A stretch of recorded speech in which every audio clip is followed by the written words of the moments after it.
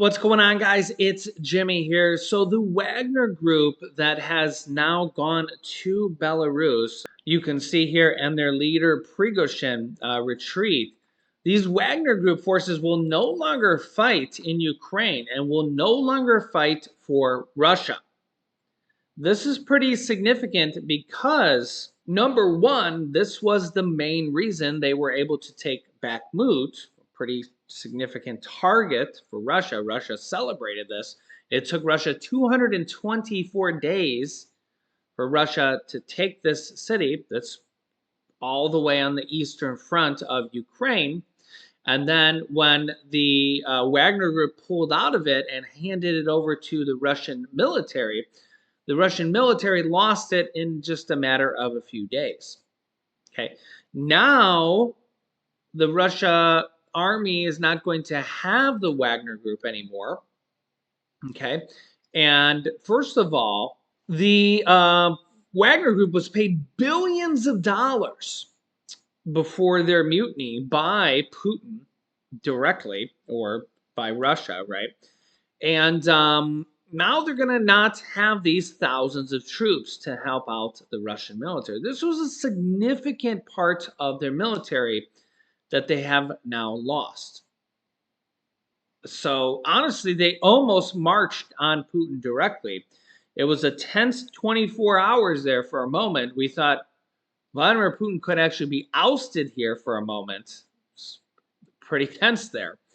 A making of kind of his own, this own military that Putin had made, and Putin had paid billions of dollars, almost marched directly on him, a coup attempt.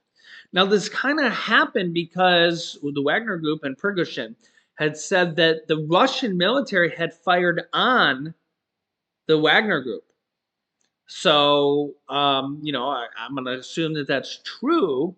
Now, whether it was by accident or not, we don't know. Now, the Wagner Group has been criticizing Russia for quite a while here, saying that they withheld ammo from them, and then they, refused to kind of send the contracts.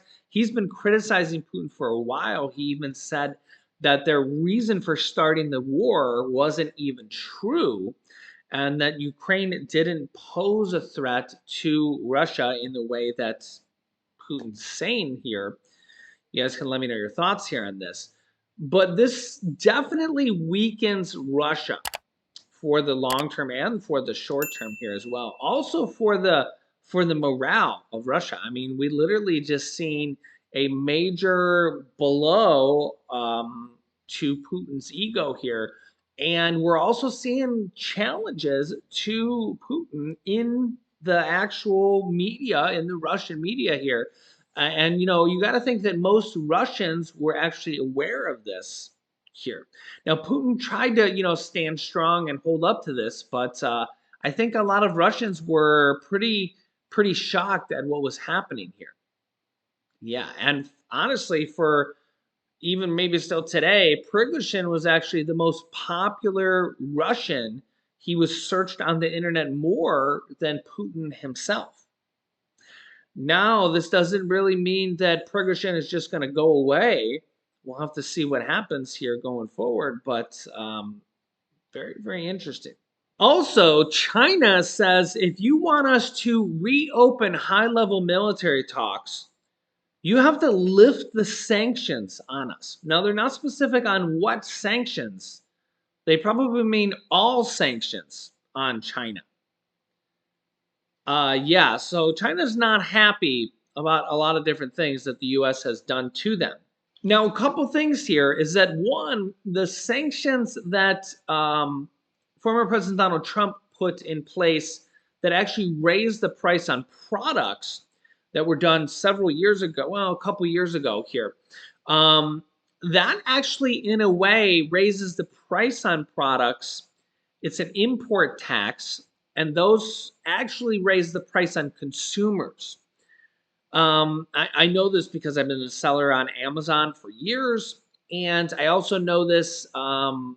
If you know anything about e-commerce and or just products and things, the way it works here is that the price gets tacked on to the company that has to import it, and the company thereby raises the price on their products.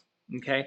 So it doesn't really get tacked on to, again, there's several different sanctions going on here. This is not the only one. Okay. But I'll talk to this one in particular because I know a lot about it because, again, I sold products on Amazon. I still have inventory and stuff like that. Um, this one in particular, at least I feel, and I know a decent amount about this, is actually harming Americans more than it's harming Chinese. Now, Chinese people.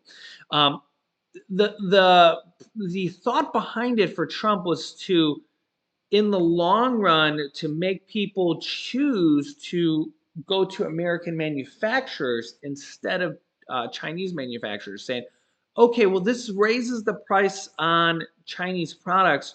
So because the price is going up there, maybe I will then look for American manufacturers because the price of the product is going up there. So instead of raising my prices over there, then I will decide to go look for American manufacturers for this. That I don't think that really happened all that much. Maybe it did happen in some instances, sure, definitely. The problem is it's just hard to find American manufacturers for a lot of these different products. And if you're already using a manufacturer for your specific product, most of the time they just raise the price a little bit, and then that carried over to American consumers, and you've seen inflation go up. Okay, so you can let me know your thoughts here on this. Yeah. The other thing here with American manufacturers is that American manufacturing is just not up to handling everything made for the United States. You think of made in China, made in Taiwan. Um, just walk down your store in Walmart or CVS and just like look at products, things that aren't food products. Just turn around the package and look and go down the aisle and see where they're made. I think you'll be surprised. I think you'll be surprised if we ever have a war type of situation. The Russia war situation. We stopped buying oil and stuff like that from Russia. We don't buy anything from Russia. If something happened in Taiwan, which a lot of military strategists think could happen, and we were to say, okay, well, we're going to do the same thing we did with Russia. We're not going to buy anything from China. I think would be a economic shock to our country if we said, all right, we're not going to be able to buy anything from China because we're at a type of war situation like was going on with Ukraine. If that were to happen with Taiwan, President Biden actually said that we would put boots on the ground, American troops on the ground in Taiwan.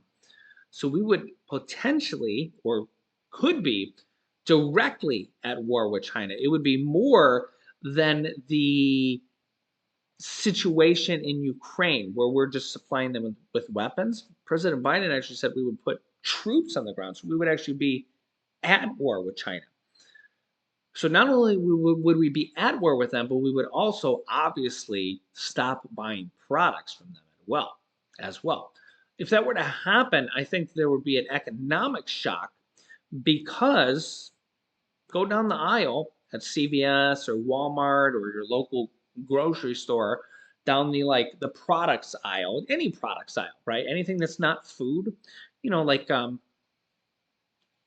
any type of products aisle, contact solution aisle, hair ties aisle, hair products aisle, all that type of stuff, right? And just look and see where it's made. You're going to see a lot of stuff that's made in China, a lot. And people say, oh yeah, we should have stuff made in the U.S. We should. The reason why things aren't made in the U.S. is because I know this because I priced out stuff, and I know this because I had a course of teaching people how to sell on Amazon. I really don't accept new people anymore on it because I'm too busy. But the problem with getting stuff made in America is that one, you can't find manufacturers to do it. You'll find 100 manufacturers for a product in China before you'll find one in America for the same product. That's how limited they are. And two, when you do, the price will be 3 times more money in the US than it will in China. So that's the problem. So like if you find out if a product is $5 here in the US, or I'm sorry, $5 to get made in China, it'll be like $10 in the US. So you speak about inflation, how expensive everything is. And I'm just, random spitballing numbers. These aren't specific numbers for any specific product. Everything would be much more expensive to be made in the US. And you talk about your grocery bill when you go to the grocery store and you just, you fill up a cart full of everything, right? And we're not talking about food because food really isn't made in China and shipped over here, perishables and stuff like that.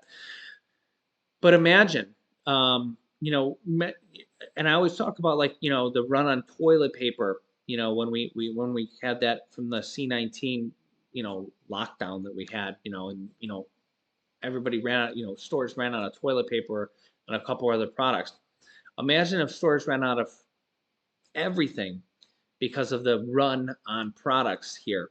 Um, American manufacturers just would not be able to keep up with things like that right now, because if this were to happen, we just don't have the manufacturing capacity to do it. We just don't. We would literally run out of thousands of products, thousands of products. It would take us probably decades to even be able to do something like that. Yeah. So let me know your thoughts here in the comments. I'll keep you up to date here with everything going on here in our country on a daily basis. Make sure to subscribe down below so you don't miss out on any new videos, and like and share these videos so people know about this. Here's some videos you should watch next. Here's a video about a big problem going on in all states. And here's a video about a Wuhan researcher who says the virus was a bioweapon. So click on one of those videos next. Thanks for watching, guys, and I'll see you in the next video.